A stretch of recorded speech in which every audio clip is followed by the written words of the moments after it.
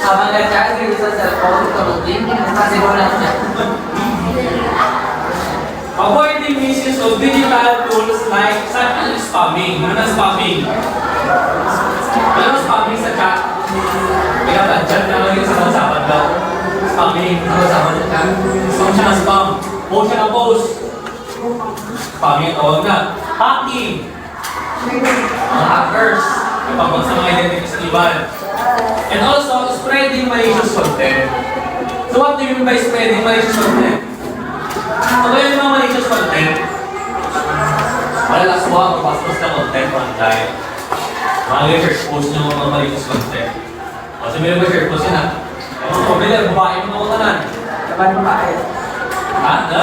Laban babae. Alam mo ba yung share post sa mga bagay? Sure? O, ikaw na nakita talaga. And also, avoid mo sa mga messaging applications like for example, ang Telegram, wala na lang. Telegram, wala. Wala. So most probably, lagi na send ang mga content ng malicious, di ba? So, halos babae ang pan. Ang owners ng account, nabigyan na nila ang mga malicious videos, di ba? Using through Gcash. Ano siya? Use the technology responsibly in the proper way, not in the malicious way. Avoid that.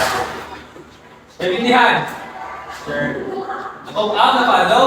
Sure. May questions? Okay. Example of the ethical and responsible digital communication. Number one example, checking the reliability of an article before posting it on the internet. So you need to evaluate before you spread that or share to the others. That is the number three. Verify the information before sharing it. Number two, ask permission before sharing someone's photo or private message. So you need to, ask for permission. O pwede ka ba i-link mo nila ng mamanta? Kayo, hindi naman siya equal. Permission, you need respect ang iyang privacy and confidentiality. That is number one.